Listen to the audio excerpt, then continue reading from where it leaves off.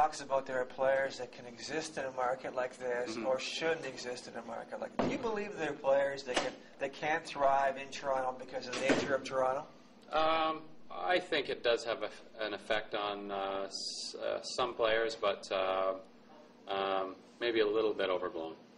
Is that from the point of view that it's so hard, or from the point of view that it's a great place when you're going well? From the point of view of a lot of point of views, but mainly because some guys listen to the radio or read the paper a little more than others, and I always find that I was just so busy that you don't really have a chance to listen or hear everything. You're kind of in your own world here, right?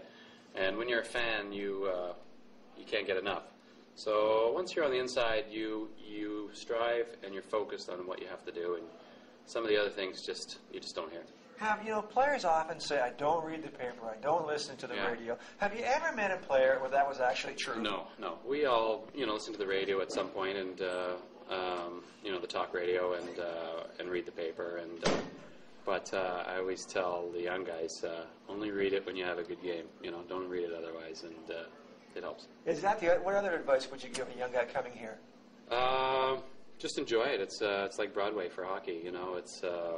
It's the hockey mecca, and enjoy every minute of it. How do you make that jump at this stage in your career to be a guy who's expected to carry the ball to being a guy who sort of is asked to carry the ball periodically? It's a different challenge, isn't it? It's a different mindset, no question. But I was able to do it and enjoy it in Calgary, and Mika was a great guy and is a great guy. So I really enjoyed it. You just change your mindset to I'm a support. I'm going to play well when I get in there, and then you do it. It's really important for a backup goalie to be a good guy too, isn't it? A team guy, because you have to sit a lot. So there's no pouting, there's no whining. It's just get out there, do your job, stay after practice, help the shooters when you can. If you see something, let them know, and try and bring out the best in everybody. Do you sometimes let a guy who's come up and score on you just to get him feel better in practice? I'll certainly tell him what his strengths are.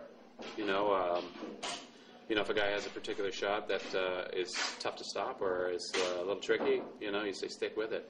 Don't change anything, or maybe you want to try this. And I always feel like it can be helpful, not only to the other goalie but to players also. What is the one faculty as a goalie that you still have now, almost as much as you had when you were 31? I mean, everything goes.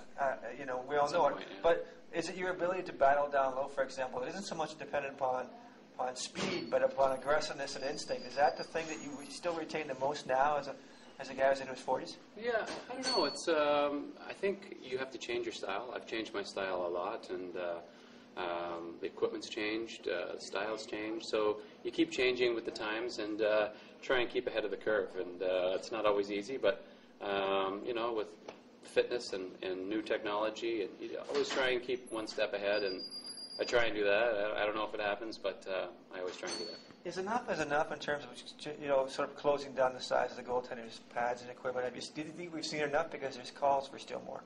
Yeah, and it's an ongoing process, and the goalies and goalie coaches have gotten better, and the techniques have gotten better, and the equipment's gotten lighter. So the goalies look better and faster because the equipment's so light. And I used to be a medium to large size goalie, and now I'm a small goalie. So the game's changed in that respect, but certainly there has to be rules and regulations.